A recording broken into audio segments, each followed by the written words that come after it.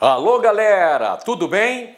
Sejam todos muito bem-vindos ao LAC 1889, um período muito importante da história do Brasil, com grandes transformações políticas, econômicas, sociais, culturais, e é tudo isso que a gente irá abordar na aula de hoje.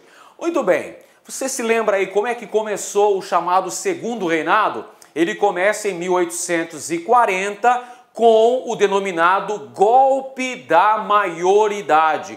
E o que foi exatamente o golpe da maioridade? Foi a antecipação da ascensão de Dom Pedro ao trono no Brasil. Com 14 anos e meio, ele recebeu a incumbência de ser coroado imperador no nosso país. Vamos lá então, pessoal. Um dos primeiros aspectos aqui do Segundo Reinado foi a construção da imagem de Dom Pedro II. Como é que seria a construção dessa imagem, pessoal? Primeiro ponto, olha só que importante. A construção da imagem de Dom Pedro II como o grande pacificador social. Vamos lá, qual é a razão que explica a antecipação da maioridade de Dom Pedro? Ele deveria assumir quando se tornasse definitivamente maior de idade, mas isso não aconteceu porque ele, antes dos 15 anos completos, já estava devidamente sentado ao trono do Império Brasileiro. Qual é a razão disso? A razão são as graves instabilidades políticas vivenciadas em nosso país, com as disputas pelo poder envolvendo os grupos dominantes, com uma série de revoltas que estouravam pelo Brasil de norte a sul, de leste a oeste. Tínhamos a ocorrência de diversas revoltas provinciais. Tínhamos, por exemplo, a Balaiada no Maranhão, a Revolução Farroupilha lá no Rio Grande do Sul, ou seja, havia uma ameaça de quebra da unidade territorial brasileira. Então a figura de Dom Pedro II sentado ao trono poderia representar uma pacificação da ordem social no Brasil. Dom Pedro, portanto, é o símbolo da nação, é o ícone político principal desse período, é aquele que terá o controle das decisões políticas no Brasil. Então é nesse sentido que nós devemos entender o chamado golpe da maioridade, visando pacificar aquelas revoltas que ainda aconteciam no Brasil, promovendo dessa maneira a manutenção da ordem social e econômica, o centralismo oligárquico com a ascensão de Dom Pedro II ao trono. Do ponto de vista político, pessoal, nós tínhamos dois grupos que vão praticamente se revezar na condução política nacional ao longo de todo o Segundo Reinado. Como dissemos no início da aula, um período de quase 50 anos, moçada. São 49 anos exatamente. De 1840, data do golpe da maioridade e ascensão de Dom Pedro II ao trono, até 1889, com o advento da proclamação da República. E quais são as duas agremiações partidárias que vão se destacar na condução política nacional no parlamento brasileiro? São dois partidos, o Partido Liberal e o Partido Conservador. Os liberais, que também eram chamados de Luzias, e os conservadores, que por sua vez também eram chamados de Saquaremas. Havia até um ditado muito famoso no Brasil nessa época: nada mais parecido com um Luzia do que um Saquarema na oposição. Nada mais parecido com um Saquarema do que um Luzia no poder. Essa frase é atribuída ao deputado Holanda Cavalcante, uma grande personalidade política de Pernambuco. Ou seja, a gente pode traduzir da seguinte maneira: nada mais liberal do que um conservador na oposição, nada mais conservador do que um liberal no poder. Portanto, pessoal, vale dizer que, apesar de serem agremiações políticas divergentes, rivais, antagonistas, eles não tinham muita diferença ideológica entre si. Eles defendiam os interesses das camadas dominantes brasileiras. É por essa razão que liberais e conservadores ficaram conhecidos como farinhas do mesmo saco. Certamente você já ouviu essa expressão, farinhas do mesmo saco. Eram os liberais e os conservadores, que apesar de serem grupos políticos adversários, eles representavam os interesses das mesmas camadas sociais, ou seja, eram ligados às elites dominantes do Brasil e vão se revezar na condução política nacional através de um processo eleitoral extremamente fraudulento, pessoal. Como diz, né? Como dizia esse ditado, farinhas do mesmo saco, liberais e conservadores que estavam se revezando na condução da política nacional, mas que verdadeiramente, literalmente, vamos dizer assim, mamavam nas tetas da mamãe pátria. Era assim que o negócio funcionava. Em relação ao segundo reinado, ou seja, ao longo reinado de Dom Pedro II, nós temos 3 fases características. A primeira delas, que vai de 1840 até 1850, é conhecida como consolidação. É a fase de afirmação de Dom Pedro II no poder, pessoal. Ele assumiu o trono quando tinha 14 anos e meio, 14 para 15 anos. E nesse contexto histórico ainda enfrenta algumas revoltas. Por exemplo, a Balaiada no Maranhão, que só acabou em 1841. A Revolução Farroupilha lá no sul do Brasil, que só acabou em 1845. Ele enfrenta ainda as revoltas liberais, que ocorreram em São Paulo e Minas Gerais em 1842. E ainda tem a Revolução Praieira, que ocorreu lá na província de Pernambuco no ano de 1848. Portanto, essa primeira fase, esses primeiros 10 anos da administração de Dom Pedro II é uma fase de consolidação das estruturas monárquicas. Dom Pedro, aos poucos, vai assumindo as rédeas, o controle da política nacional no Brasil. A segunda fase, que vai de 1850 até 1870, essa sim, essa é a fase mais apoteótica, é a fase gloriosa, é o apogeu do segundo reinado no Brasil.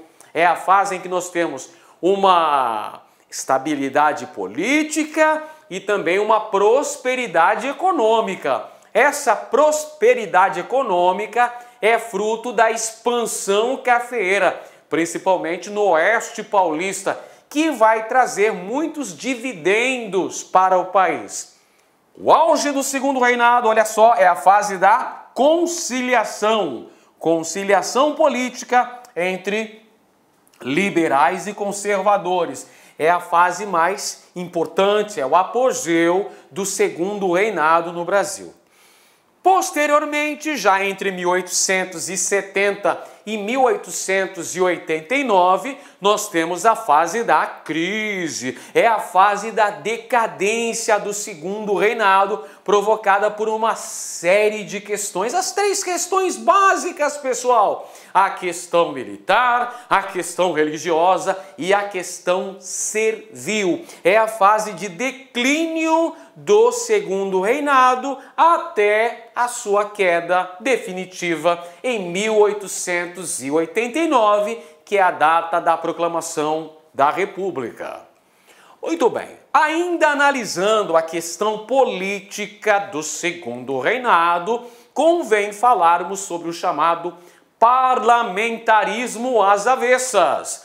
O parlamentarismo às avessas foi instituído no Brasil em 1847 com a criação do cargo de presidente do Conselho de Ministros, ou seja, o cargo de primeiro-ministro no Brasil. Alguém que iria ajudar, alguém que iria auxiliar o imperador Dom Pedro II na condução política brasileira. Porém, meus amiguinhos, o parlamento implantado no Brasil era bem diferente do parlamentarismo implantado lá na Inglaterra. Lá na Inglaterra, o rei reina, mas não governa. Quem governa de fato é o parlamento através da eleição do primeiro-ministro. Esse é o modelo britânico. No modelo brasileiro, não era exatamente assim que a banda tocava, porque no Brasil, quem tinha o controle das questões políticas era o imperador. O imperador era peça-chave nas decisões políticas.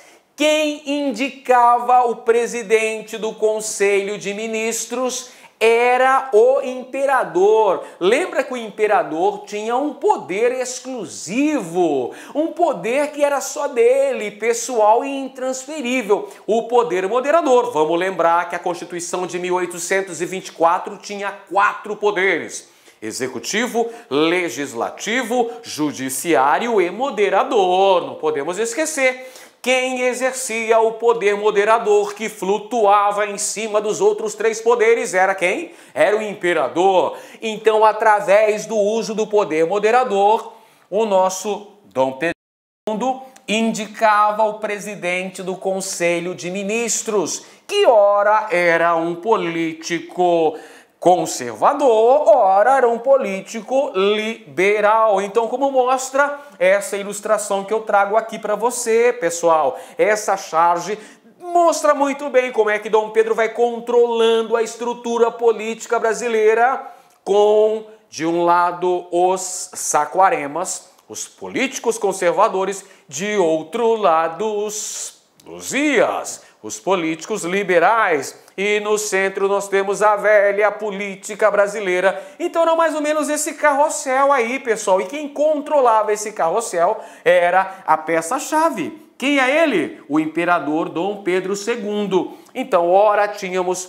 um presidente do Conselho de Ministros liberal, depois vinha um presidente do Conselho de Ministros conservador. Portanto, Dom Pedro estava no controle das decisões políticas. Nós podemos claramente dizer que através do parlamentarismo às avessas, entendeu por que essa nomenclatura?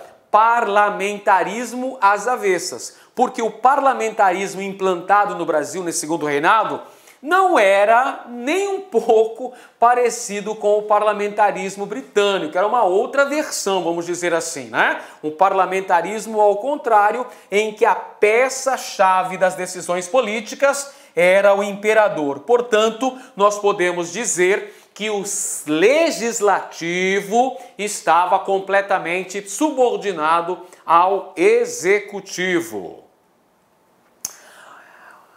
Dom Pedro II enfrentou ainda alguns focos de oposição política no início de seu mandato. A gente falou que a primeira fase do segundo reinado é chamada de consolidação. De 1840 a 1850 é uma fase de ajuste.